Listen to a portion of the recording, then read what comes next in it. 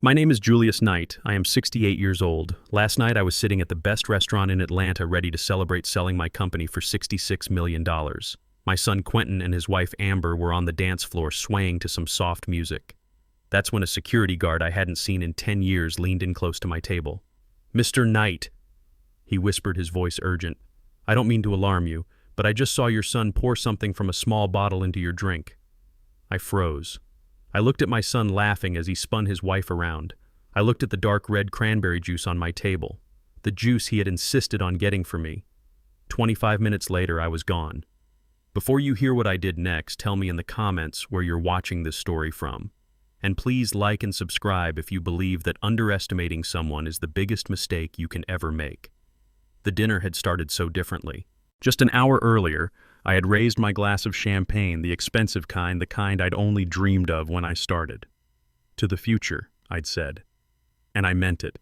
I looked across the white tablecloth at my son Quentin and his wife Amber, my family, the reason I did it all. $66 million. It wasn't just money. It was a receipt for 40 years of my life. 40 years since I started my logistics company with a single rusty flatbed truck and an idea. I built an empire from the dirt, and I did it all for him, for Quentin. "We are so proud of you, Julius," Amber said. Her voice was like warm honey, but her eyes were different. They were bright, almost frantic. She kept touching Quentin's arm, her perfectly manicilled fingers drumming a little rhythm on his suit jacket. "All of your hard work. Now we can finally start our future. We have so many plans." Our future. We have plans. I noted the words. Quentin just nodded. He looked pale thinner than I remembered. He kept checking his phone under the table, his leg bouncing. I'd assumed it was just excitement, the sheer scale of the money. Now I see it was something else entirely. It was nerves. "Quentin, put the phone away," Amber cooed, placing her hand over his. "We're celebrating your father." "You're right, baby," he said, and he slipped the phone into his pocket. He turned to me, forcing a smile that didn't quite reach his tired eyes. "Dad, you shouldn't be drinking champagne. You've got to take care of yourself. All that stress from the sale."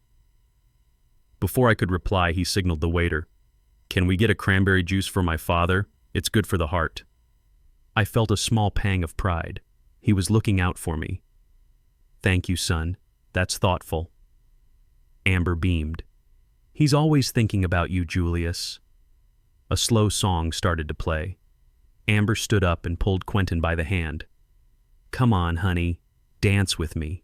Let your father rest a minute. We can talk about the future after." The timing was perfect, calculated. They moved to the small dance floor, and Amber wrapped her arms around my son's neck, her back to me. But she was watching me. Over Quentin's shoulder, I could see her eyes fixed on our table. I was alone. I sipped my water. The cranberry juice sat there dark and untouched. That's when the security guard approached my table. He was a tall-built man in a sharp black suit. He moved quietly, professionally. "Mr. Knight," he said, his voice low. I looked up. I didn't recognize him at first. "It's me, sir, Curtis Bell. I worked the South Warehouse for you about 10 years back." The name clicked. Curtis Bell. I remembered him instantly. He was a good kid who had gotten into a bad jam, a stupid, youthful mistake involving stolen car parts. My managers wanted him fired and charged. I saw something in his file, something about him supporting his mother. I called him into my office. I paid his legal fees and kept his job open on the condition that he get counseling and fly straight. I always told my managers, everyone deserves a second chance. I just never realized that second chance would one day save my life. "Curtis," I said, extending my hand. "It's good to see you. You look sharp." He shook my hand, but his grip was tight and his eyes were deadly serious. He didn't smile. He leaned in closer, pretending to check my water glass. "Sir, I'm sorry to interrupt your dinner, and I don't mean to alarm you," he whispered, his voice barely audible. "But I was at my post by the bar when your son went to get that juice." My smile faded. He went to the service station himself, not the bar. He thought no one was watching from my angle. "Sir," I saw him pull a small bottle from his jacket pocket, a little brown glass bottle. He poured something into that juice. He did it fast, tucked the bottle away, and brought it over. The music from the dance floor seemed to fade away. All I could hear was the blood rushing in my ears. "What?" I managed to say. "A small brown bottle, sir. Like medicine. I wouldn't have thought anything of it." But his hand was shaking, and he looked around paranoid. It wasn't right. I looked at the glass. My cranberry juice. It's good for the heart. I looked over at the dance floor. Quentin was holding Amber close, and as I watched, she pulled back and smiled at him. A smile of encouragement, of victory. I turned back to Curtis. My mind, the mind that had built a $66 million company, was racing, connecting dots I hadn't even seen. Quentin's nervousness, Amber's fake sweetness, her past as a nurse, a cardiac nurse, digoxin warfarin. Something to thin my blood, something to stop my heart. "Are you absolutely certain?" I asked Curtis. "On my mother's life, Mr. Knight. I saw it." My first instinct was to stand up, to overturn the table, to scream, to confront my own son in the middle of this fancy restaurant. But 40 years of cutting deals with sharks had taught me one thing: never show your enemy your hand until you're ready to win. And they were my enemies. I couldn't just leave. If I ran, they would spin it. They'd use my disappearance as proof of the very thing they were trying to create. They'd say, "See, he's confused. He's paranoid." They would double down on their plan to have me declared incompetent. I needed the proof. I needed that glass. "Thank you, Curtis," I said, my voice steady though my insides were liquid fire. "Go back to your post. Do not look at me again, but meet me at the service exit in 2 minutes. Have a plastic bag, the kind for evidence." He nodded once sharp and understood. "Yes, sir." He melted back into the shadows. I sat there for another 30 seconds. I watched them dance. My son, my murderer. I took a deep breath, and then I started to cough. It was a small cough at first, then I made it louder, gagging. Ugh, this champagne. I pushed my chair back, grabbing my throat. I stood up, stumbling slightly. Quentin and Amber immediately broke apart and rushed back to the table. Their faces were sheet white. But was it concern, or was it panic that their plan was working too fast? "Dad, are you okay? What's wrong?" Quentin's voice was high-pitched. "I'm fine, just woozy," I gasped. I reached for my water, and with a clumsy motion I knocked over the tall glass of cranberry juice. It spilled across the white tablecloth, a dark red stain spreading like blood. "Oh, damn it," I slurred. "My apologies. Clumsy old me." "It's okay, Dad. Just sit down." Quentin tried to push me back into the chair. No, I said, pushing his hand away. I need the restroom. Need some air." I grabbed the now empty, sticky cranberry juice glass from the table. Let me just take this. Clean up." "Dad, leave it. The waiter will—" "I've got it," I snapped. I held the glass by the rim, careful not to smudge any potential prints. I walked deliberately unsteady toward the restrooms. I saw our waiter approaching and I waved him off. "Just need a moment." I walked right past the men's room door. I didn't slow down.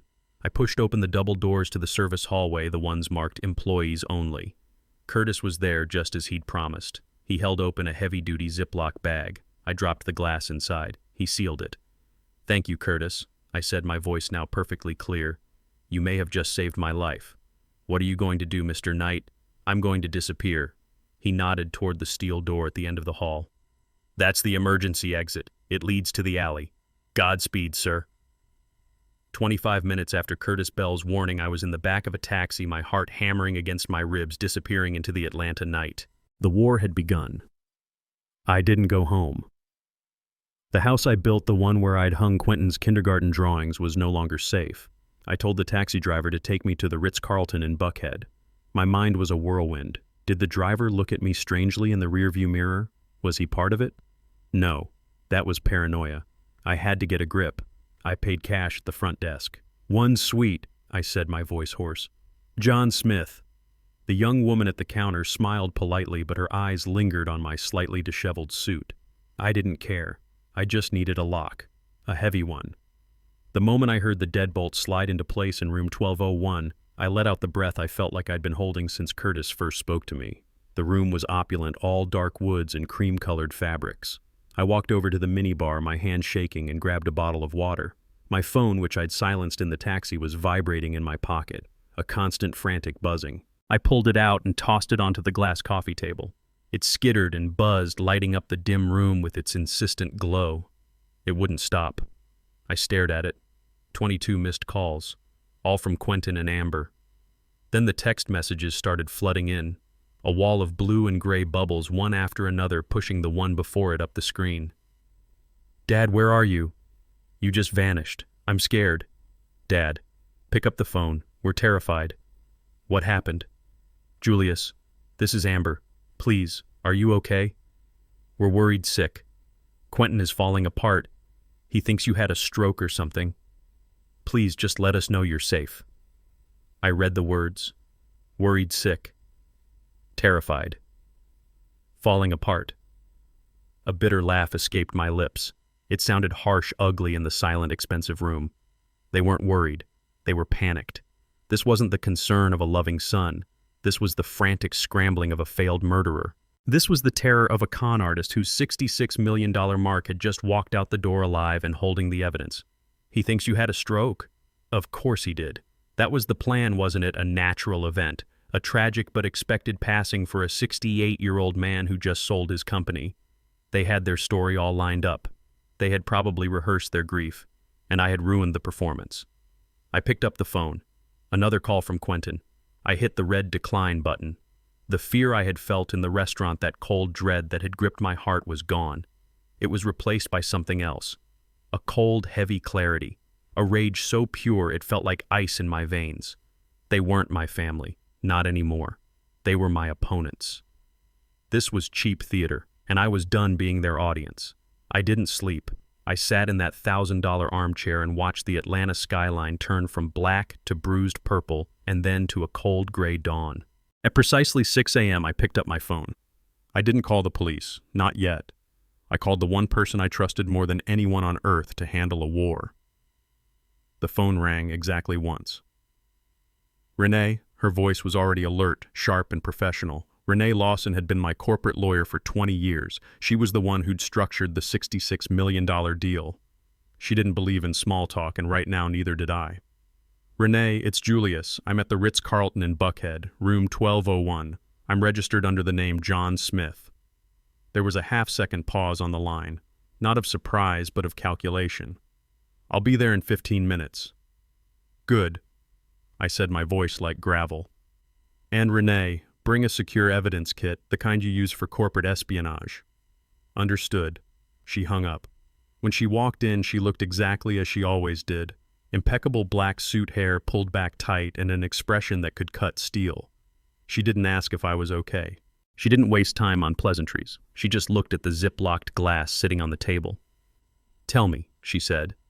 I told her everything. Curtis Bell, the cranberry juice, the little brown bottle. She listened, her face unreadable. She walked over, put on a pair of latex gloves from her briefcase, and carefully placed my evidence into her own sealed, numbered bag. "I need you to send that to a private lab, Renee," I said. "One you trust. No police. Not yet." "Already planned," she said, closing her briefcase. "What's the second thing?" I looked out the window at the waking city. "I need you to run a full financial investigation on my son Quentin and his wife Amber. I want to know every dollar they have and every dollar they owe. I want to know who they talk to, where they go. Immediately." Renee nodded, her eyes sharp. "I already started a basic background check when you mentioned the sale, but this is different. I'll dig deeper. Consider it done." I spent the next 24 hours in that hotel room pacing like a caged panther. The silence was deafening. Every time a door closed in the hallway, I tensed. Every siren in the distance made my heart hammer. I was a 68-year-old man who had built an empire, and I was hiding in a hotel under a fake name, terrified of my own son. The waiting was its own kind of torture. Just as the sun began to dip below the Atlanta skyline, painting the clouds in shades of orange and blood red, my phone rang. It wasn't Renee. It was an unknown number with a local area code. My hand hesitated over the screen.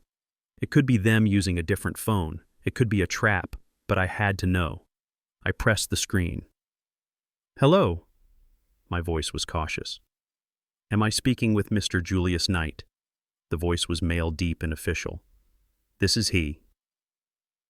"Mr. Knight, this is Sergeant Miller with the Atlanta Police Department Precinct 2. Sir, we're relieved to have reached you. Your son Quentin Knight filed a missing persons report on you late last night. A missing persons report. I clutched the phone tighter. I wasn't missing. I was hiding. I'm fine, Sergeant. It's just a misunderstanding. Well, that's good to hear, sir, the sergeant said, but his tone was skeptical. Your son seemed extremely concerned. He said you've been under an immense amount of stress from the sale of your company, that you haven't been yourself lately. A cold dread different from the night before started to creep up my spine. I'm just taking some personal time, Sergeant. That's all. I understand that, sir, but Mr. Knight was very specific in his report. There was a rustle of paper on the other end. He stated that you've been exhibiting signs of what he called cognitive decline and severe paranoia ever since the deal was finalized. The words hit me like a punch to the gut. Cognitive decline, paranoia. Sir, according to his signed statement, the sergeant continued, his voice taking on a formal procedural tone, you abruptly fled a celebratory dinner at a public restaurant. He claims you were speaking erratically, muttering about plots to harm you, and that you couldn't trust anyone, not even him. My blood ran cold. It all clicked into place, a horrifying, perfect, terrible puzzle. They weren't just covering their tracks, they were building a new road. My escape from the restaurant, the very act that had saved my life, was now being twisted. It was being used as the primary piece of evidence against me. They weren't just panicked, they were prepared. This was Plan B. Plan A was the digoxin in my juice, a quiet heart attack that would leave them grieving wealthy heirs. But when the prey escaped, the trap Plan B was immediately set in motion. I remembered all the little comments from Amber over the last few months. Julius, are you sure you told me that? You've been a little forgetful lately. Quentin, maybe you should handle the driving. Your father seems so tired. I remembered Quentin just last week helping me with my online banking. Dad, this is all so complicated. Let me set up some alerts for you just in case. They weren't small, innocent concerns. They were groundwork. They were planting the seeds, creating a narrative for anyone who would listen. The narrative of a brilliant man finally cracking under the pressure, losing his mind just after his biggest triumph. Mr. Knight, the sergeant's voice pulled me back. Your son also filed a petition for an emergency wellness check. He's claiming you may be a danger to yourself or to your financial assets. A danger to my financial assets. There it was. The real reason. They wanted to have me declared legally incompetent. They were going for a conservatorship.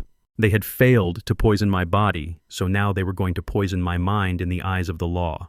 They were going to paint me as a paranoid old fool, lock me away in a home, and gain full legal control over the $66 million I had just earned. I took a deep breath, forcing the white-hot rage back down. I needed to be calm. I needed to be sane. Sergeant Miller, I said, my voice suddenly clear and steady, all trace of the confused old man gone. I assure you I am perfectly sound of mind and body. I am in the middle of a complex business transition. My son is simply mistaken. Thank you for your concern. I ended the call before he could ask where I was. The room was silent. I looked at the phone in my hand. They hadn't just tried to murder me.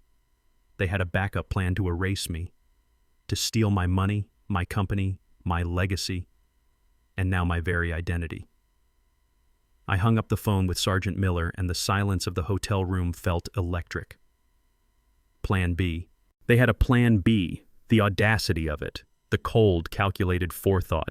They hadn't just hoped I'd die, they had a contingency plan in case I didn't. For a moment, the businessman in me felt a flash of perverse admiration. It was a well-structured, multi-layered attack. Poison the target. If the target survives and flees, use the flight as proof of insanity. Corner him legally. Seize the assets.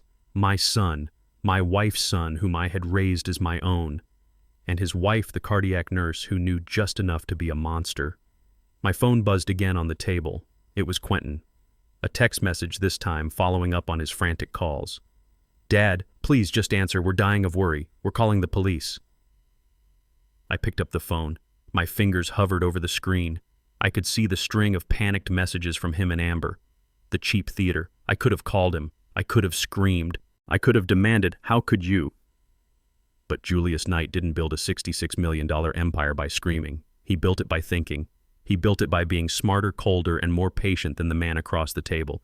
And right now my son was the man across the table. I knew what they needed. They needed me to be found. They needed me to be confused. They needed me to be brought before their paid-for doctor who would nod gravely and sign a paper declaring me incompetent. So I decided to give them the one thing they couldn't handle. I gave them silence, but a specific kind of silence. A threatening silence. My fingers typed out a calm, simple message. I read it twice before hitting send. I'm fine. Just need some time alone to think about the sale and the future. I will reach out when I'm ready. Don't look for me. I sent it, and I smiled. It was the first time I had smiled in 24 hours. It was not a happy smile. It was the smile of a hunter setting a trap. I imagined Quentin's phone lighting up. He and Amber huddled together reading those simple words. Their blood would run colder than mine did in the restaurant. Why? Because "I'm fine" directly contradicted their police report.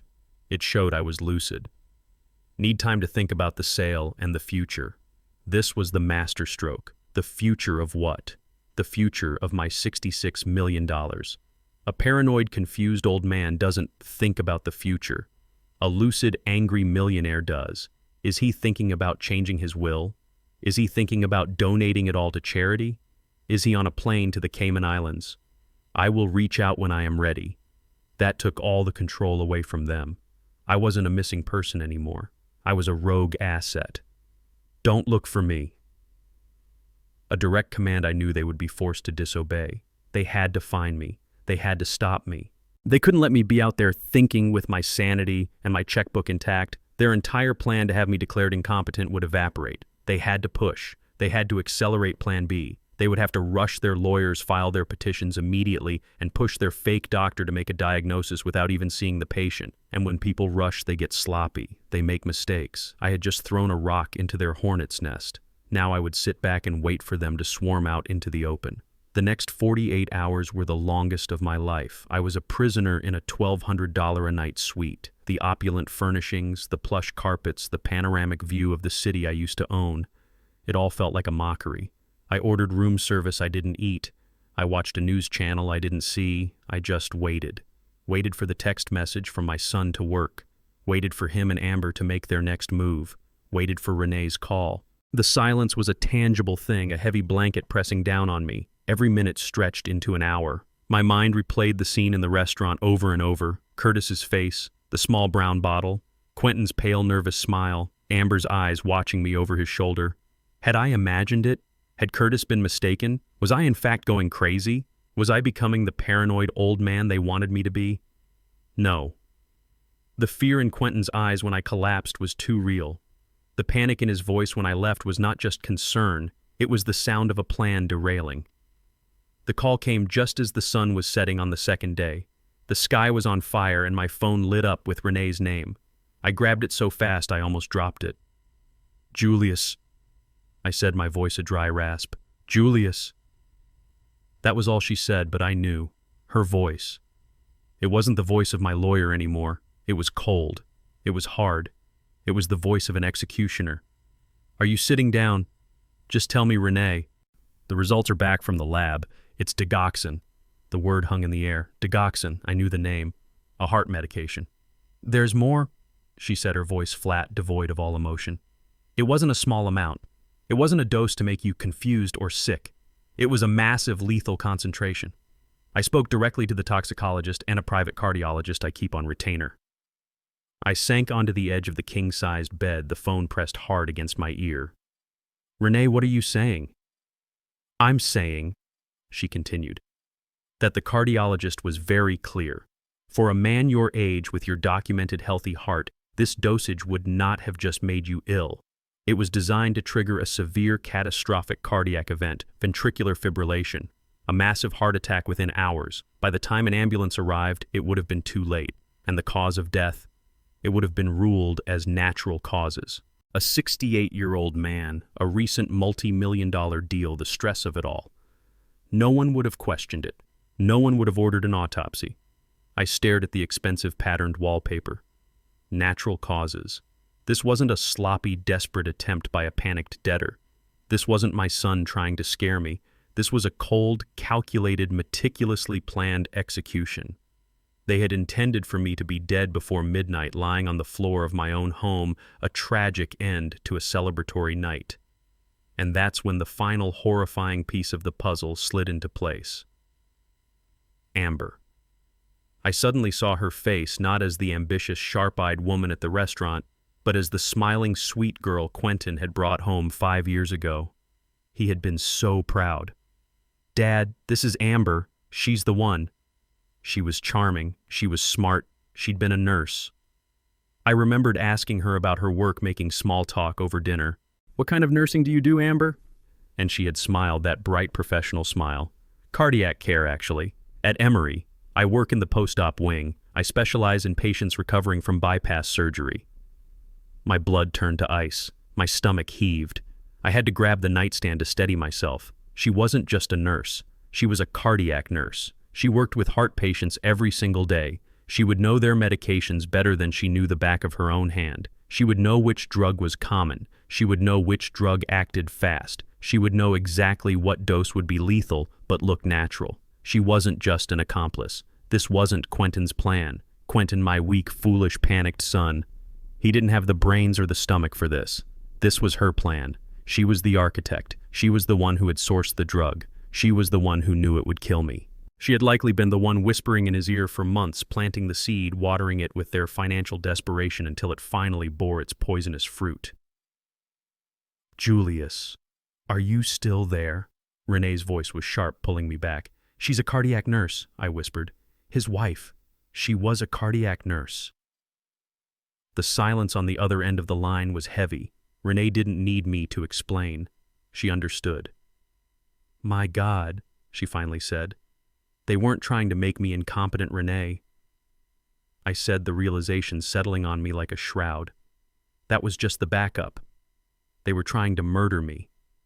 The grief I had felt, the confusion, the betrayal. It all burned away in that instant. All that was left was a cold, hard rage. I wasn't just fighting for my money anymore. I wasn't just fighting a scared, desperate son. I was fighting a monster who had worn my daughter-in-law's face, and she had just shown me exactly how far she was willing to go. My text message worked. It was gasoline on a fire. For 2 days, I was a ghost in a luxury hotel waiting for the swarm. I had Curtis Bell, my new head of security, stationed in the lobby pretending to be a driver. He was my eyes. He reported that they had been there. Quentin and Amber. They had come to the hotel asking for John Smith. The front desk, following my instructions and a very generous tip, had told them no one by that name was registered. They left in a panic. They were getting desperate. And then, on the third morning, it came. It wasn't a call. It wasn't a text. It was a sharp official rap on my hotel room door. Not a polite knock, a summons. My heart didn't jump. It went cold and still. I walked to the door and looked through the peephole. A man in a cheap suit holding a thick manila envelope. A process server. I opened the door. He didn't look at my face. He looked at my chest. "Are you Julius Knight?" I had registered as John Smith. How did he? Of course. They had hired a private investigator of their own. They were hunting me. "Yes," I said. He thrust the envelope at me. "You've been served." He turned and walked away without another word. I closed the door, the deadbolt sounding like a cannon in the silent room. My hands were perfectly steady. The rage had burned away all the tremors. I tore the envelope open. The document was thick. The legal jargon jumped out at me. "Emergency petition for conservatorship. In the matter of Julius Knight, an adult who is unable to manage his own financial affairs or to resist fraud or undue influence." I sat down. I read every single word. It was a masterpiece of fiction. A beautifully crafted, venomous lie. They had used my entire life as a weapon against me. Exhibit A was my public delusion. They had my flight from the restaurant. They described how I, in a fit of paranoia, had accused my family of poisoning me, had a psychotic break, and fled into the night. Ice. They had turned my escape, my single, smartest move, into the cornerstone of their case for my insanity. Exhibit B was my text message. My calculated strategic text was twisted into proof of cognitive disassociation. His message, they wrote, shows a man detached from reality, a man who is a clear and present danger to himself. They claimed, "Don't look for me," was a suicidal ideation, not a command. Then came the sworn affidavits. Amber's was first. It was 5 pages long, filled with crocodile tears. She detailed with a heavy heart my steady decline over the last 6 months. She mentioned all the little things, the seeds she had been planting, how I had forgotten a lunch date she had canceled, how I had seemed confused about the details of the company sale, a deal I had negotiated, how I had developed unfounded suspicions that my loving family was after my money, and then the final killing blow. Exhibit C, a signed letter from a Dr. Evelyn Reed, a name I had never heard in my life, a psychiatrist. She wrote that based on the heartbroken and detailed testimony of my son and daughter-in-law and my highly erratic behavior in fleeing a public place, she strongly suspected I was suffering from severe late-onset paranoia and potential dementia. She urgently recommended an immediate 72-hour psychiatric hold for my own protection. They had a doctor, a bought and paid for doctor, had just signed a paper recommending they lock me up based on the words of the very people who had tried to murder me. This was the trap. This was Plan B fully executed. I looked at the signature on Quentin's petition. My son. He had signed his name to a stack of lies that would have put me in a chemical straitjacket, all so he could get his hands on my money. I picked up the phone. I didn't tremble. I didn't shout. I was done with that. I was cold. "Renee," I said when she answered. "They filed. The conservatorship petition is in my hand." There was a sharp intake of breath on her end. "They're fast. Who's the doctor?" "Evelyn Reed. Ever heard of her?" "No," Renee said, and I could hear her typing furiously. "But I will have her entire life story, her license number, and a list of her college roommates by noon. This is sloppy, Julius. A diagnosis from a doctor who has never even met you. That's our opening." "It's not just sloppy, Renee," I said, looking at the date on the petition. They had filed it the morning after the restaurant, less than 12 hours after they tried to kill me. "They're not just fast," I said. "They're desperate. This wasn't just about greed anymore. This was about survival. They needed this money. They needed it now." "Renee," I said, a new dark thought forming. "Forget the doctor for a minute. I need you to find out why they are in such a hurry. Find out who Quentin and Amber owe money to. Dig until you hit bone." Renee had driven from her downtown office to the Ritz in less than 15 minutes. She didn't knock. She sent a text that just said, "I'm here." I let her in, and she walked past me, pulling a pair of reading glasses from her jacket pocket as I handed her the thick, sickeningly official envelope. She sat in the same armchair I had spent the night, and her back perfectly straight, and began to read. I stood by the window watching her. The only sound in the room was the sharp flick of paper as she turned each page. She read for 5 solid minutes. When she was done, she didn't look up. She simply placed the petition on her lap, took off her glasses, and rubbed the bridge of her nose. "This isn't a legal petition, Julius," she said, her voice quiet but vibrating with contempt. "This is a work of fiction. A very, very poorly written one." "It's enough to get a hearing, isn't it?" I said. "It's enough to get them in front of a judge, yes," she conceded. "But it's also enough to get them sent to prison. Let's look at their evidence." She held up the first page. "Exhibit A, your psychotic break at the restaurant. They describe you grabbing your throat, shouting about conspiracies, and fleeing in terror from your own family." I felt the blood rise in my neck. I was coughing. I knocked over the glass to get the evidence. I wasn't fleeing. I was escaping. "I know that, and you know that," Renee said, her eyes narrowing. "But look at how they've framed it. They are using your reaction to their murder attempt as proof that you are unstable. It's diabolically simple. The victim runs from the attacker, and the attacker points to the victim running and screams, 'Look how crazy he is. He's running.'" She shook her head. "They've turned your self-preservation into a symptom." She flipped the page. "Exhibit B, your text message." She read my own words back to me, but in a new sinister context. "I'm fine. Just need time to think about the future. Don't look for me."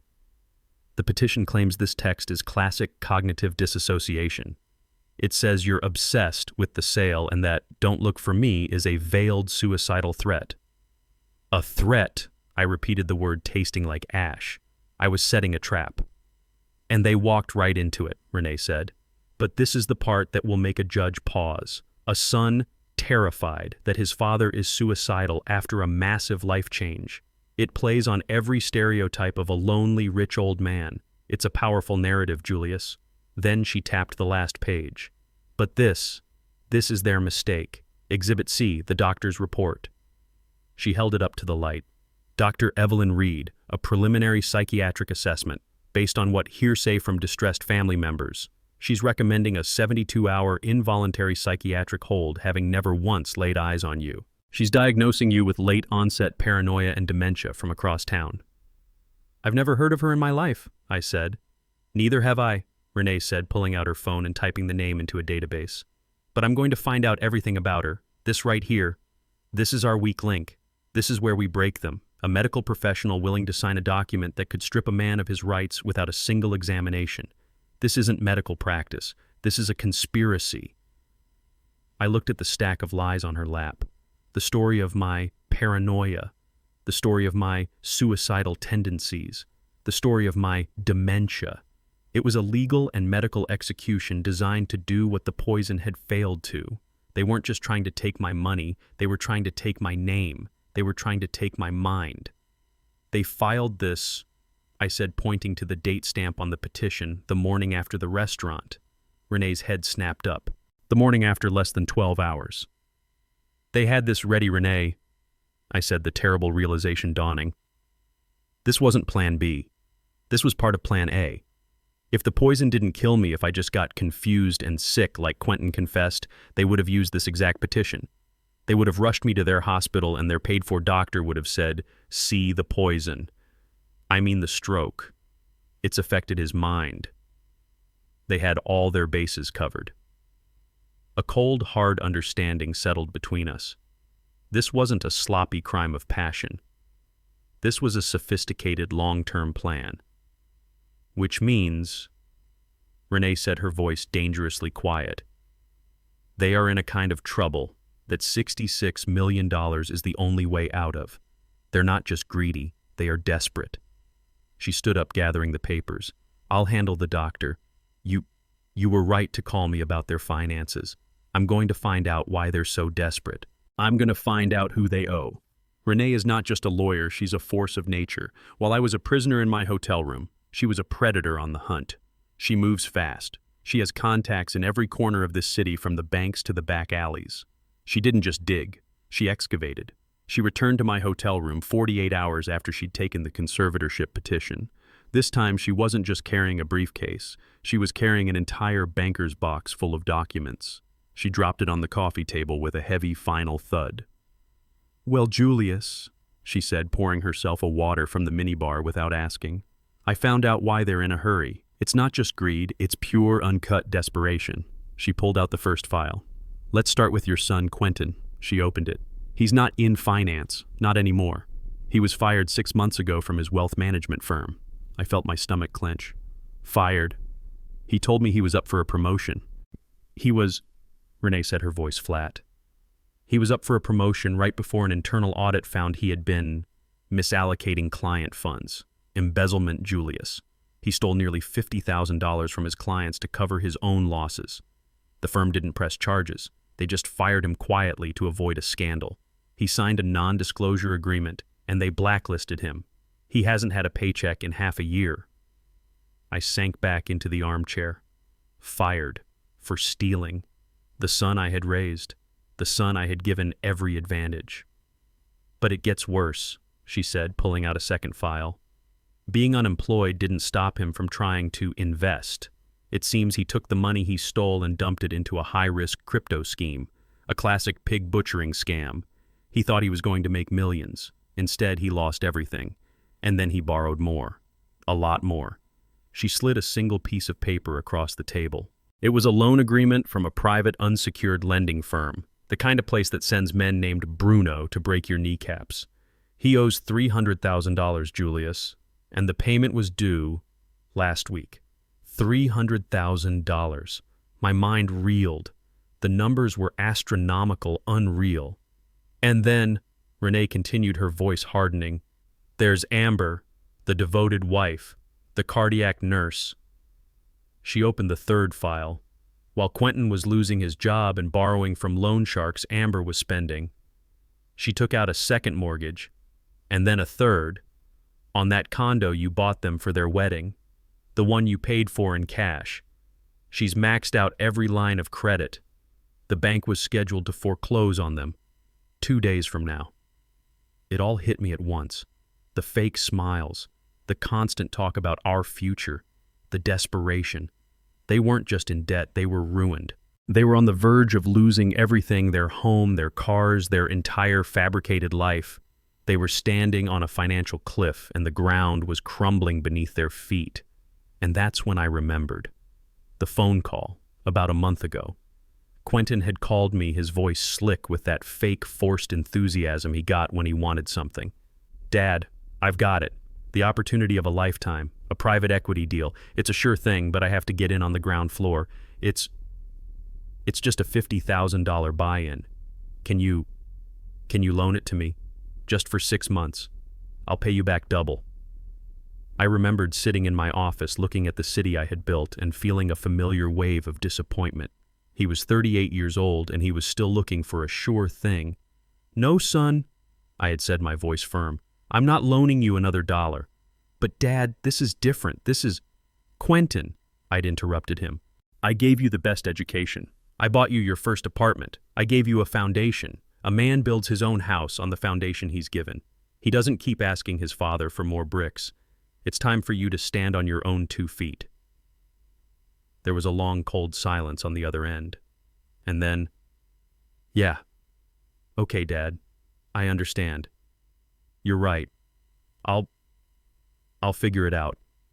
He had hung up. I had felt proud of myself that day. I thought I was teaching him a hard lesson in responsibility. I didn't realize what I had just done. I hadn't taught him a lesson. I had signed my own death warrant. That wasn't just a request for a loan. That was his final desperate attempt to plug the hole in his sinking ship. And I had said no. So, backed against a wall with loan sharks at their door and the bank about to seize their home, my son and his wife had looked at each other and made a different kind of business decision. Why ask for $50,000 when they could take $66 million? My God, Renee. I whispered, the pieces clicking together. My refusal. That's when they decided. That's when they must have planned the dinner. "It seems so," she said, closing the files. "They couldn't get the money from you while you were alive, so they decided they'd get it from you when you were dead. And when that failed, they moved on to the conservatorship. They are cornered animals, Julius, and they will do anything to get out." The phone call I had been waiting for came that evening. It was Quentin. I let it ring twice, took a deep breath, and answered. For a moment, there was only silence broken by a choked sound. "Dad." It wasn't the voice of the confident son I knew, or the panicked man who had left frantic messages. This was a new voice. This was a broken, weeping child. It was a performance, and it was a damn good one. "Dad, please, where are you?" he sobbed, the sound wet and desperate. I've been so scared. I think Amber's right." I stayed silent. I let him talk. "She's right, Dad. You're not yourself. You haven't been since the sale. You're stressed, you're paranoid, you're sick. This isn't you." Here it comes, I thought, the final pitch. I found a doctor, Dad," he stammered, his voice thick with fake tears. "A really good one. Dr. Reed. She specializes in people who've been through a lot of stress. She can help you. She just needs to talk to you." My fingers tightened on the phone. Dr. Reed, the same name on the petition, the paid-for quack who had already diagnosed me with dementia from across town. They were trying to get me into a room with her to legitimize their fraudulent report. This was the final piece of their legal trap. "Please, Dad," he begged. "Just one meeting. That's all I ask. If you'll just talk to her, you'll see. We just want to help you. I love you, Dad. I just want my father back." And the "I love you" hit me harder than the digoxin would have.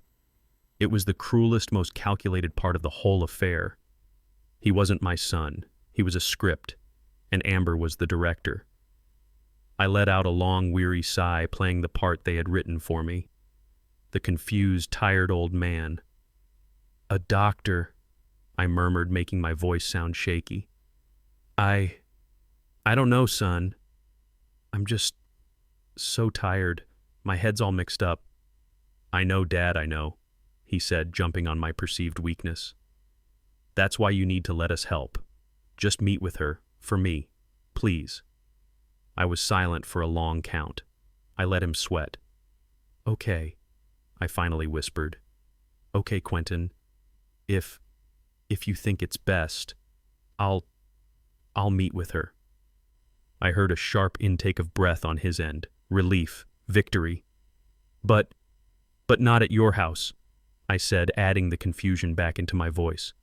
I don't feel safe. I want Renee there, my lawyer. She helps me think. Renee. His voice tightened. He hadn't expected that. Yes, Renee, at her office, I said, pretending to be firm but frail. Tomorrow, 10 a.m. Just us. I trust Renee. She'll make sure it's all okay. Right, son? There was a long pause. I could hear muffled up voices. He was covering the phone talking to her, the director. They were weighing their options. A meeting with me and their fake doctor was what they wanted, but with my shark of a lawyer present, finally he came back on the line. Okay, Dad, okay, whatever you want. Renee's office, 10 a.m. We'll be there. We'll get you the help you need. Thank you, son, I whispered. I'm scared. Don't be scared, Dad, he said, his voice dripping with false reassurance. It's all going to be over soon. Yes, I said. I know it is. I hung up the phone. I looked at Renee, who had been listening to the entire conversation on speakerphone from the other side of the room. Her face was grim. They took the bait, I said. Yes, they did, she replied, picking up her own phone. They'll be walking into my conference room at 10 a.m., but they won't be meeting a doctor, Julius. They'll be meeting me, and I'm going to have a few surprises waiting for them. The trap was set, but it was my trap, not theirs. 9:45 a.m. I was in Renee's conference room, and it was no longer just a room for negotiations. It was a fortress. It was an interrogation room. Renee had been busy. The large floral arrangement in the center of the massive mahogany table looked beautiful, but Renee had already pointed it out to me. Microphone, she'd said. The abstract art on the wall, a swirl of blues and grays, was tasteful. Camera 1, she'd noted. A small, unassuming clock on the credenza. Camera 2, with audio. Nothing was left to chance. Curtis Bell, my former warehouse worker, now my personal bodyguard, stood just outside the frosted glass doors. He was wearing a suit that I'd paid for, and he looked like he belonged in it. He gave me a single firm nod before we went in. He wasn't just security. He was my witness. He was my loyalty. I sat at the head of the table. I stared at the two empty chairs across from me, one for Quentin, one for their doctor. My son would be walking through that door in 15 minutes. I felt the immense crushing weight of 40 years of fatherhood settle on my shoulders. 40 years. I remembered holding him in my arms in the hospital, a tiny, perfect thing. I remembered his first Little League game, the way my heart nearly burst with pride when he got a hit. I remembered sitting at his graduation, tears in my eyes, thinking I did it. I gave him a life I never had. I had worked late nights, I had missed birthdays, I had sacrificed time with him, all in the name of building something for him. I'd built a $66 million legacy so that he would never have to struggle as I had. And that was my great mistake. The irony was so bitter it choked me. I had worked my entire life to give him everything, and in doing so, I had given him nothing. I had given him no backbone. I had given him no strength. I had raised a weak man, a man so terrified of failure, so addicted to the lifestyle I provided, that he was susceptible. He was soft clay for a woman like Amber to mold into the shape of a murderer. My anger at him was tangled up with a profound, aching disappointment in myself. Had I done this? Had my money, my success, my drive, had it poisoned my own son long before Amber ever did? No. I closed my eyes. I took a deep, steadying breath. This was not my fault. This was his choice. He was a 38-year-old man. I had taught him right from wrong, and he had chosen this. He had looked at his father, the man who gave him everything, and decided it was easier to poison him than to face his own failures. I opened my eyes. The old man, the loving father, was gone. Julius Knight, the CEO, the man who had faced down union bosses and corporate raiders, was sitting in that chair. I was not here to save my son. I was here to face his replacement. The intercom on the table buzzed softly, pulling me from my thoughts. Renee's voice, crisp and cold, came through. "Julius, they're here, and they brought the doctor." I straightened my tie. I looked directly at the lens hidden in the abstract art. "Let them in," I said. The storm had finally made landfall. The conference room door opened slowly without a sound. Renee's assistant held at her face a mask of professional neutrality. Quentin entered first. He was a ghost. This was not my son. This was a hollowed-out shell, a man being eaten alive from the inside.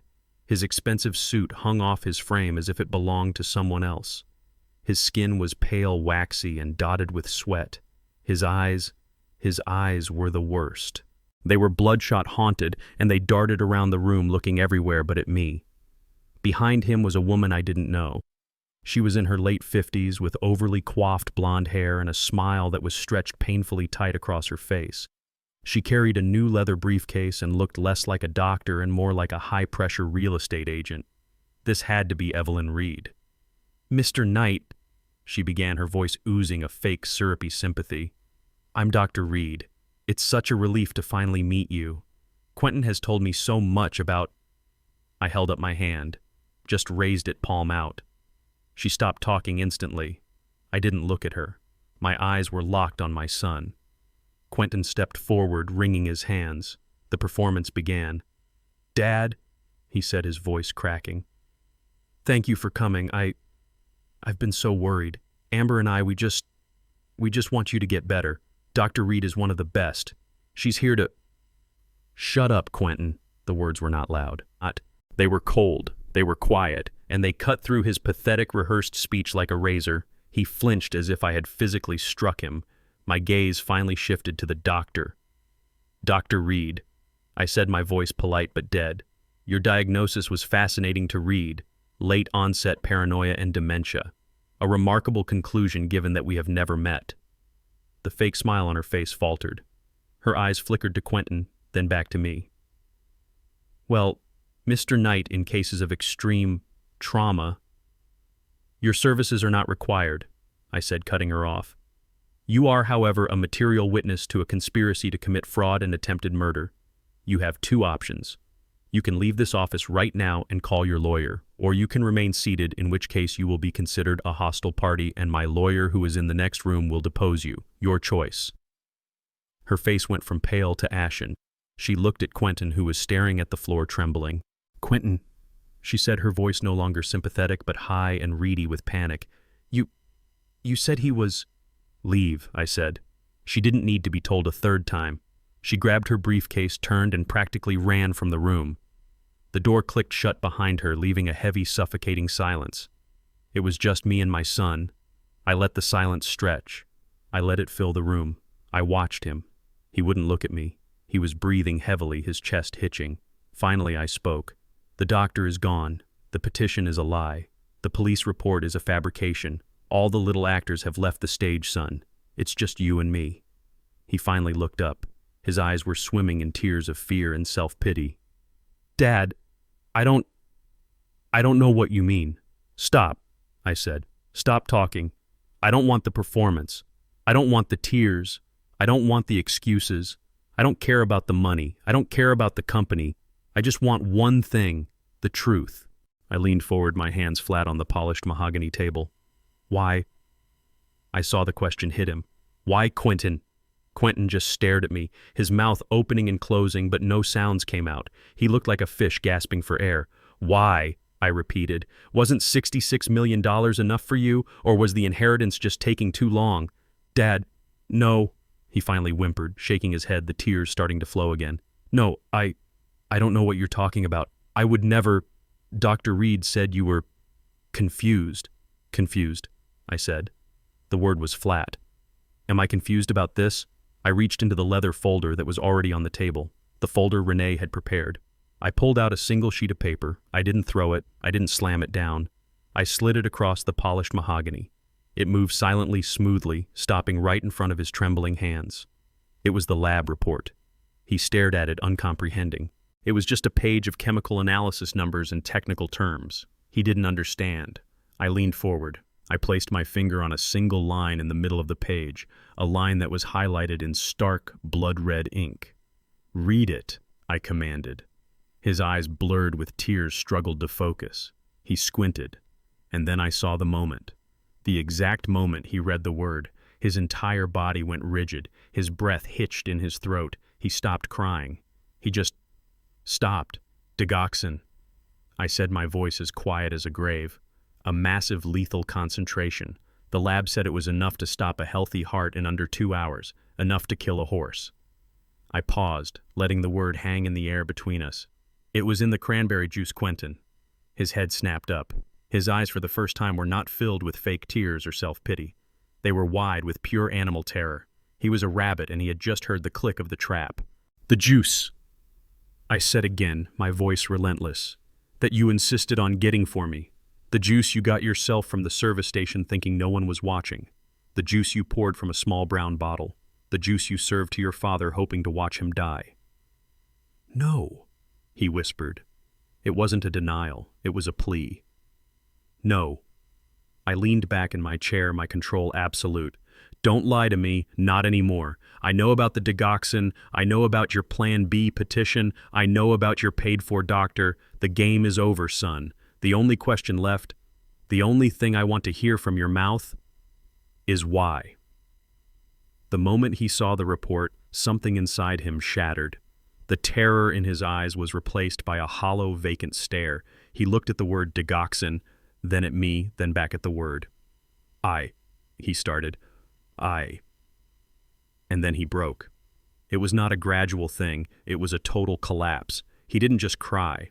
He made a sound, a tearing animal sound from deep in his chest. His legs gave out. He slid from the expensive conference room chair and landed heavily on his knees on Renee's plush carpet. "No!" he screamed, his voice cracking. "It wasn't me, Dad. Please, please. It wasn't my idea." He crawled forward just a few inches, grabbing the leg of the table. He was sobbing now, great racking sobs that shook his entire body. Snot and tears ran down his face. The mask of the successful son, the concerned family man, it didn't just crack. It had been incinerated, leaving this pathetic, terrified child in its place. It was Amber. It was all her. Every part of it. The words came out in a torrent, a frantic, desperate confession. He was confessing to me, to the hidden cameras, to God. He just needed to get it out. "I lost everything, Dad. You understand, everything," he choked.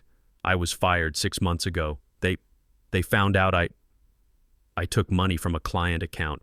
I was trying to fix an investment. I was just borrowing it."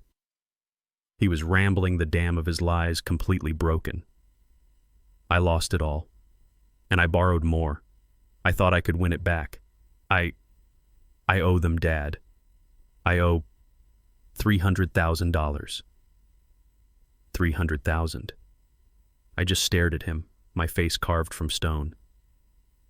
"And the condo." He wept, his forehead now pressed against the mahogany. "The bank. They're foreclosing. Amber got the notice. We were going to be on the street. This Friday. This Friday, Dad. We had nothing left." He looked up, his face a mask of desperation and terror. I told her I'd rather be homeless. I told her I couldn't ask you for another dime. Not after you said no last month. I was going to turn myself in. But then she..." His voice dropped to a terrified whisper. "She said they were threatening her. The loan sharks. She said they knew where we lived. She said they sent her a picture of our front door. She said they told her what they would do to her if I didn't pay. I saw it then. The final perfect manipulation. Amber hadn't just used his financial desperation. She had used his weakness, his twisted, pathetic desire to be her protector, her hero. She came to me," he cried. "She was in the bathroom and she was shaking. She had the bottle, the little brown bottle." He was mimicking her, his voice a high, desperate whisper. "It's the only way, Quentin. It's the only way to save us. He has so much money and he's just sitting on it. It's It's not what you think." He grabbed my pant leg, his eyes frantic, begging me to believe him. "She told me it wasn't poison, Dad. I swear to God, I swear on your life. She's a nurse, a cardiac nurse. She knows. She said it was just something to make you confused." He was shouting now, the words tumbling out. "She said it would just make you forgetful, make you sick. Just for a few days, just long enough for the doctors to see, long enough for the petition to go through, long enough for us to get the conservatorship." He was pleading bargaining with a man who had already been his judge and jury. She said it wasn't permanent. She swore it wasn't permanent. She said it was the only way to get the money to pay them, to save her, to save us. And then we would pay it all back. We would take care of you. We'd make you comfortable. It was just to borrow the money. He collapsed again, his face hitting the carpet. "I didn't want to kill you, Dad," he wailed, his voice muffled by the floor. "I didn't. I swear. I just wanted to make you sick. I just wanted to save her. I didn't know it was that. I swear." He lay there, a 38-year-old man, weeping on the floor of my lawyer's office, a man who had been willing to destroy his father's mind, all because he was too weak to admit he had failed. I looked at the shell of my son, and for the first time in 5 days I felt nothing. Not anger, not pity, just a vast, cold emptiness. He had confessed. He had confessed to everything, and he had just sealed his own fate, and hers. "I'm not a murderer," he screamed, his voice raw. He pushed himself up from the carpet, his face streaked with tears and mucus. He looked like a cornered animal. "Dad, you have to believe me. I'm not, that I wouldn't. I couldn't kill you. I just sat there. I said nothing. My silence was his judge. Amber, she promised me," he pleaded, his eyes wide and frantic. "She's a cardiac nurse, Dad. She knows these things. She knows how it all works. She held up the bottle and she swore to me. She said, 'Quentin, this isn't poison, it's just a sedative. It just makes old people confused.' That's what she said. It'll just mimic dementia. It'll make him frail, just long enough for the doctors to agree with us." Frail, confused. He was using their words, the words from their petition. "She said it was harmless," he cried, "that it would wear off in a few days. I believed her. Why wouldn't I believe her? She's my wife. She's a nurse. She knows." He was trying to sell me on his own naivety, on his own stupidity. He wanted me to believe he was just a fool, not a monster. "I just wanted the conservatorship," he sobbed. "That's all. We were just going to borrow the money. We were going to pay back the loan sharks, pay the bank, and then we'd pay it all back to your account. We'd take care of you. We'd put you in a nice home, and everything would be fine. We just needed to stop the bleeding. A nice home." The words hung in the air, chilling me to the bone. They were going to poison me, lock me away in a nice home, and drain my accounts. I didn't read the report," he whispered, gesturing wildly at the paper on the table. "I didn't know the name of it. I didn't know it was digoxin. She just called it the medicine. She handled all of it." He looked at me, his entire body trembling. "Dad, please. I'm a thief. I'm a liar. I'm a coward. I know I am. But I'm not a killer. I'm not. I swear to you. I swear on my own life. I only wanted to make you sick. I didn't want you to die." He collapsed back onto his knees, his energy spent. "I didn't want you to die." The confession was complete. He had admitted in front of 2 hidden cameras and his father that he had conspired to drug me, to have me falsely committed, and to steal my entire fortune. He just didn't want to be called a murderer for it. Quentin was still on the floor, a broken, sobbing mess, the words, "I didn't want you to die," hanging in the air like poison. The room was utterly silent, and then the door flew open. It didn't just open, it slammed back against the wall with a crack that made the air shudder. Amber stood there. But this was not the Amber I knew.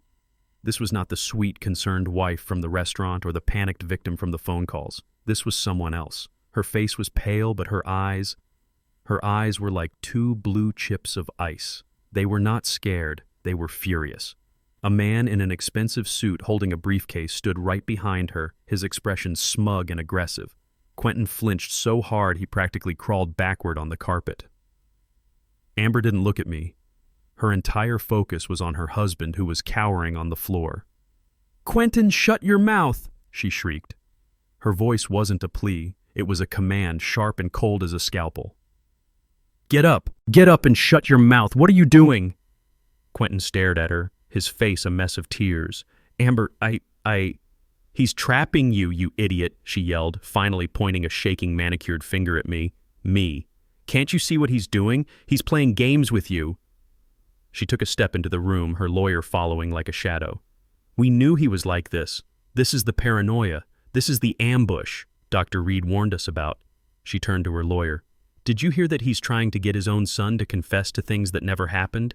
He's manipulative." It was brilliant. It was horrifying. She was watching her entire $66 million plan evaporate, and her first instinct was not to flee, not to cry, but to attack, to double down on the lie, to twist the confession she had just heard into more proof of my insanity. Quentin was now sitting up, wiping his face, looking back and forth between us. He was a terrified child caught between his angry wife and the father he had just betrayed. "Amber, he knows," Quentin stammered. "He knows about the digoxin." The mask slipped. For 1/10 of a second, I saw pure, unadulterated panic flash in Amber's eyes. But just as quickly it was gone, replaced by an even deeper, colder rage. "Digoxin," she scoffed, giving a short, ugly laugh. "What is he talking about? See, he's delusional. He's making up words. He's crazy, Quentin. He's the one who's sick, and he's trying to drag us down with him." I just sat there in my chair at the head of the table. I watched her. The sweet, concerned daughter-in-law was gone. The cardiac nurse was gone. The loving wife was a costume she had ripped off. This was the real Amber. A cornered, venomous snake ready to strike anything that moved, even her own husband, to save herself. She had been the one whispering in his ear. She had been the one with the bottle. And right now, she was the one who was truly in control. Amber was still yelling, her voice echoing in the conference room. "He's manipulative. He's the one who's sick, and he's trying to..." That's quite enough. The voice wasn't mine, it was Renee's. She stood up slowly from her chair at the other end of the table. She was calm, composed, and she looked at Amber as if she were a fascinating, slightly pathetic specimen under a microscope. "Thank you, Ms. Knight," Renee said, her voice cutting through Amber's hysteria like a blade. "That's a very creative defense, accusing the victim of being the manipulator." Amber's mouth snapped shut. Her lawyer, who had been silent, now looked deeply uneasy. "Your theory," Renee continued, "is that Mr. Knight here in his demented state somehow tricked his son into a false confession. Is that correct, that this is all a trap?" "Yes," Amber said, regaining a fraction of her bluster. "Exactly, he's..." "Good," Renee said, her voice dangerously smooth. "I'm so glad we have that on the record, because your complete admission, your accusation that Mr. Knight is trapping you and your husband's entire detailed confession of the plot to drug him have all been recorded." Amber froze. "The abstract painting on the wall behind you," Renee said, pointing. "That's a high-definition camera. The clock on the credenza, also a camera. The floral arrangement in front of you, a broadcast-quality microphone." She smiled a thin, cold smile. "Every word you've both said since you entered this room, every lie, every threat, and especially that very specific confession about the harmless medicine, is now on a hard drive. Thank you for confirming your role in the conspiracy." The color drained from Amber's face. She looked at the flower arrangement, then at the clock, then at me. It was the most beautiful silence I had ever heard. Amber just stood there frozen. Her arrogant lawyer looked like he had swallowed a brick. His eyes were wide, darting between the flower arrangement and the door, probably calculating his own legal exposure. But I wasn't done. The confession was only the first cut. Now it was time for the second. I looked past Amber, past the lawyer, and settled my gaze on Quentin, who was still on his knees, a look of numb confusion on his tear-stained face. "And," I said, my voice low and heavy, "she lied to you, son." Quentin's head snapped up, his eyes unfocused. "What?" Renee stepped forward, picking up the second file from her box of evidence. She didn't open it. She just held it. "While we were investigating your finances, Quentin," Renee said, her voice sharp and clinical, "we also investigated the loan sharks who were supposedly threatening your wife, the ones who sent her a picture of your front door, the ones who were going to harm her if you didn't pay the $300,000. Quentin was now on his feet, holding onto the back of the chair, his knuckles white. "We found them," Renee said. "It wasn't hard. They were a crypto scam ring operating out of Miami, and they were arrested by the FBI 2 weeks ago. They've been in federal custody. Their assets are frozen. Their entire operation is shut down." Renee took a small step toward Amber, who looked like she was about to be sick. "No one was threatening you, Amber," Renee said, her voice dropping but gaining intensity. "No one sent you a picture. No one was coming to your house to harm you. The threat was over. You knew they were caught." She turned her gaze back to Quentin. "She made it all up. She lied to you, Quentin. She invented a life-or-death threat to force your hand to make you go along with her plan to poison your father." The blood drained from Quentin's face. He looked hollow. The tears of self-pity and fear were gone, replaced by a new sickening, dawning horror. He turned his head very, very slowly. He wasn't looking at me or Renee anymore. He was looking at his wife. Amber's face had crumpled. The mask of rage was gone, and there was nothing underneath but ugly, desperate panic. "Quentin, no," she stammered, taking a step back. They're lying. They're trying to trick us. I was scared." "Amber," Quentin's voice was a whisper, a terrible, hollow whisper. What is she talking about? The picture, the messages." "She put the bottle in your hand, son," I said, my voice cutting through Amber's whimpers. "She told you it was to save her life, but it was a lie. There was no danger. She just wanted the money." "Amber," Quentin said again, his voice cracking. "Tell me she's lying. Amber, you lied to me." He stared at his wife as if he was seeing her, truly seeing her for the very first time. And the monster he saw was staring right back at him. Amber looked at Quentin's shattered expression, then at my cold, steady gaze, and she knew the lies were done. The game was over. Her face, which had been contorted in panic, suddenly went blank. Then she turned. She wasn't an actress anymore. She was a sprinter. You old bastard!" she shrieked, not at me but at the world. She didn't just walk. She bolted for the door, shoving her own lawyer so hard he stumbled back into a chair. She yanked the heavy conference room door open and ran into the hallway. She made it exactly 2 steps before running full force into a chest as solid as an oak tree. Curtis Bell. He hadn't moved from his post. He just stood there, arms crossed, completely blocking her path. He didn't even flinch when she collided with him. He just looked down at her. "Ma'am," he said, his voice a low, calm rumble, "I'd advise you to stay in the room." Amber stumbled backward, spinning around, her eyes wild, looking for another exit. And that's when she saw them. 2 uniformed Atlanta police officers walking calmly down the hall toward her, led by Renee Lawson. They hadn't been called. They had been waiting in the lobby for Renee's signal. Amber looked from the police to Curtis, then back to me, standing in the doorway. The trap had closed. The lead officer, a tall, no-nonsense man, nodded once at Renee. He stepped past Curtis and into the room, his eyes assessing the scene. He looked at Amber, breathing heavily, trapped. Then he looked at Quentin, who was still slumped against the wall, his face a blank mask of shock. "Amber Knight," the officer said, his voice loud and clear, filling the room. "You are under arrest for conspiracy to commit fraud and attempted murder." He then turned his gaze to my son. "Quentin Knight, you are under arrest for the same charges. Please stand up and put your hands behind your back." I stood there. I watched them click the cold steel handcuffs onto my son's wrists. Justice. It didn't feel good. It didn't feel like a victory. It just felt final. Quentin was silent. He was gone. A hollowed-out shell of a man being guided by the officer toward the door, his eyes vacant. He was already in a prison of his own making. But Amber was not silent. As the second officer clicked the handcuffs onto her slender wrists, the shock finally wore off, and it was replaced by a pure, black, venomous rage. She stopped being a victim. She stopped being a wife. She became a cornered animal. She twisted in the officer's grip, her face, once so beautiful, now contorted into an ugly mask. "You think you've won?" she shrieked at me, her voice echoing in the high-ceilinged room. "You old fool, you think this is over?" I just looked at her. I said nothing. You're a senile old man. That's what I'll tell them. That's what I'll tell everyone. You're crazy. That's why you're doing this.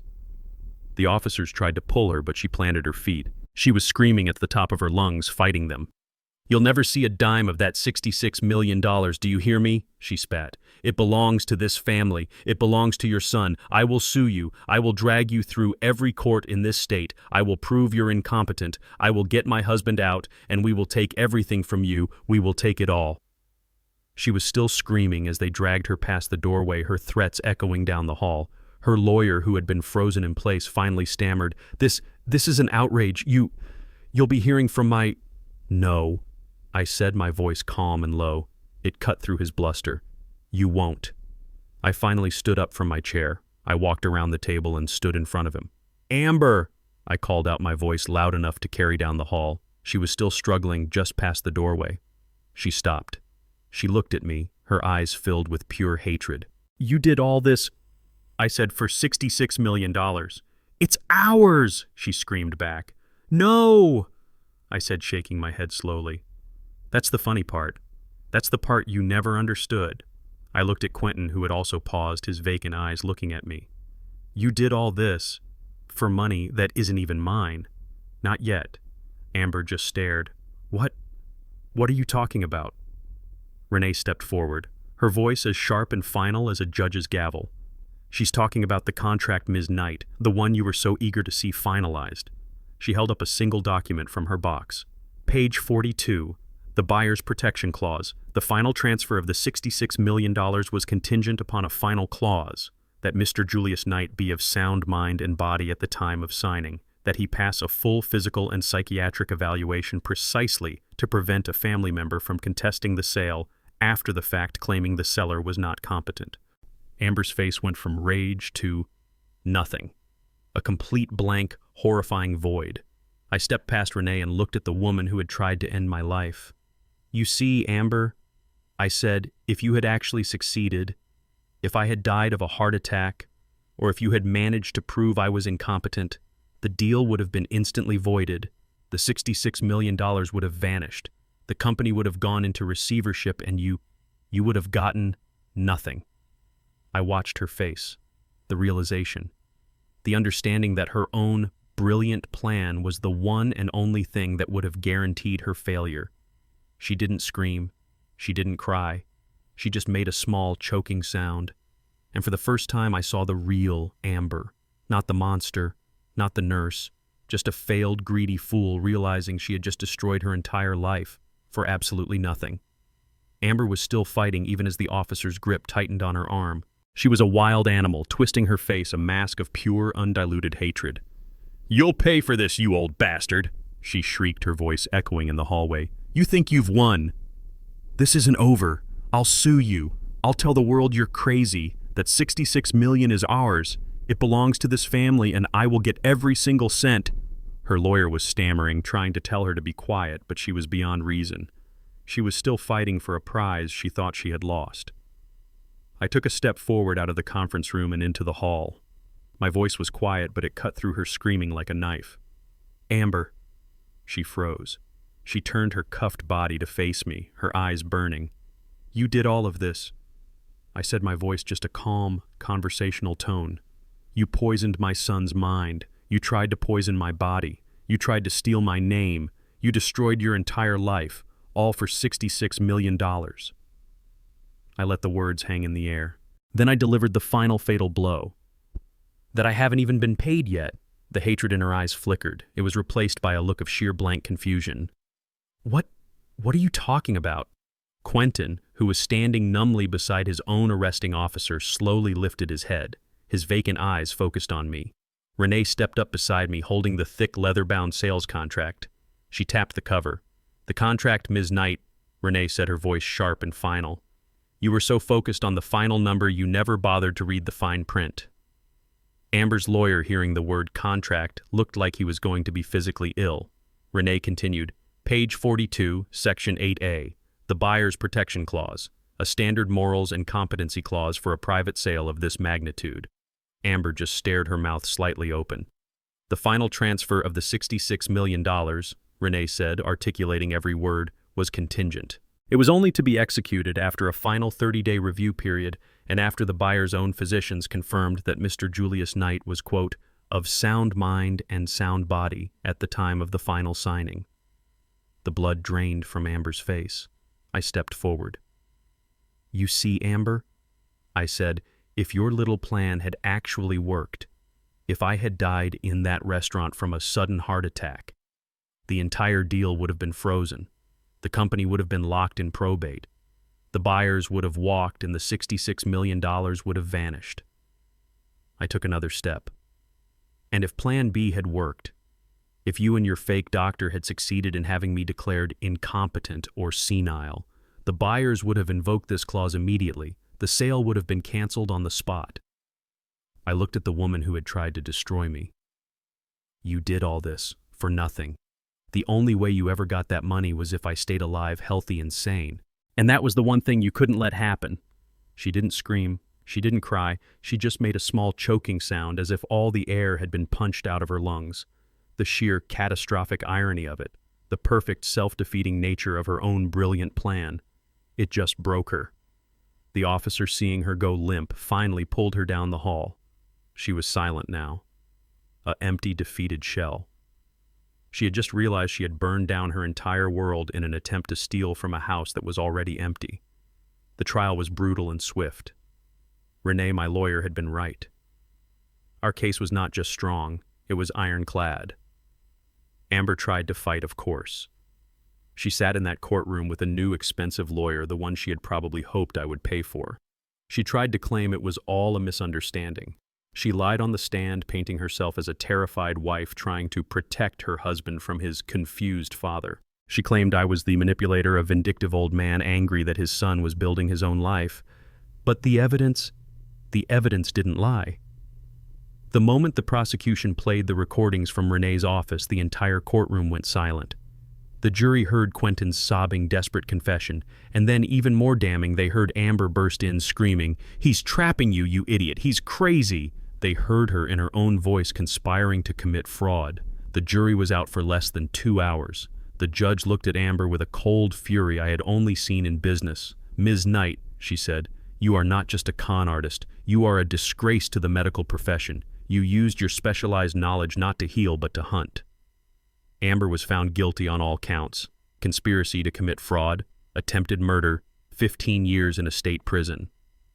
Quentin was different. He had confessed.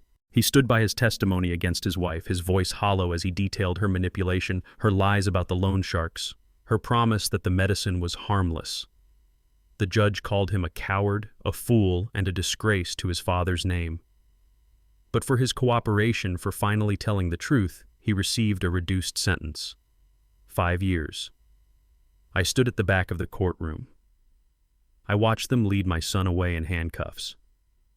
It wasn't a victory. It wasn't a relief. It was just justice. Cold, hard, and final. 6 months passed. The world kept turning. The seasons changed. I sat in a cold, sterile room that smelled of disinfectant and regret. The walls were painted a dull, lifeless beige. Between me and my son was a thick pane of smudged glass and a black telephone receiver. Quentin walked in wearing a dull orange jumpsuit that was too large for him. He looked different. Prison had stripped away the last of his softness. He was gaunt, his head was shaved, and his eyes were no longer haunted. They were hard. They were the eyes of a man who had accepted his new reality. He sat down opposite me. He didn't look like a monster. He didn't look like a failed businessman. He just looked like my son. Broken. He picked up his receiver. I picked up mine. We sat in silence for a full minute, the only sound the buzz of the fluorescent lights above. He spoke first. His voice was a low rasp. "You didn't have to come." "I know," I said. They told me my sentence was reduced. Because of you. Because you spoke to the parole board. Amber got 15 years. I only got 5. He looked at me, his eyes filled with a confusion that was deeper than anger. Why? It was the same question he had asked in Renee's office, but this time it meant something different. "Why, Dad?" he asked again, his voice cracking, the hardness in his eyes finally breaking. After everything I did, after what I tried to do, why would you help me? Why aren't you letting me rot in here? I looked at my son, the boy I had raised, the man who had betrayed me. You confessed, I said simply. You told the truth. In the end, you chose to testify against her even when her lawyer threatened you. That's not an answer, he said, shaking his head. You could have let me go down with her. You should have. I leaned forward, my hand resting on the cold glass partition. I've been thinking about that every day for the last 6 months, Quentin. I thought about letting you disappear, letting the system swallow you whole. It would have been easy. Then why? He pleaded.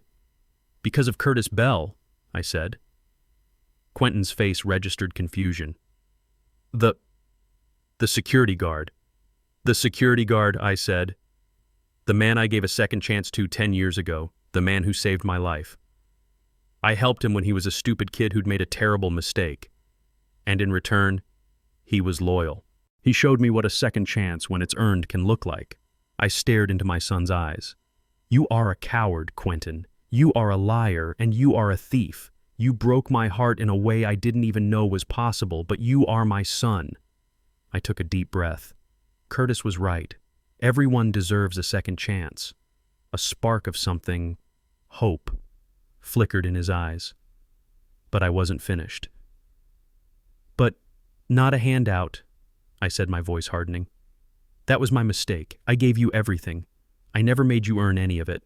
So this is your second chance, son. But you're going to earn it. Every single day of these 5 years. You're going to work. You're going to get your counseling. And when you get out, I won't be there with a trust fund. I'll be there with a job offer for the lowest paying job at my new foundation, and you will start from the bottom, just like I did. He looked at me, really looked at me, understanding. This is the last chance you will ever get from me, Quentin, I said. Don't you dare waste it. The deal was finally signed. With my health confirmed and the legal drama resolved, the buyers wire transferred the $66 million. The number sat in my bank account, but it looked different now. It wasn't a prize anymore. It was a responsibility. I called Renee into my hotel room, which I was finally checking out of. I also called Curtis Bell. Renee, I said, I'm keeping $10 million. That's more than enough for an old man to live on. I then turned to Curtis. Curtis, I'm giving you $1 million. A second chance isn't free. You earned it with your loyalty. Go buy your mother a house. Curtis just looked at me, his eyes wide, unable to speak. That leaves $55 million, I said, looking back at Renee. I want you to use it to set up a new foundation. We'll call it the Knight Foundation for Elder Justice. Renee smiled a real, genuine smile.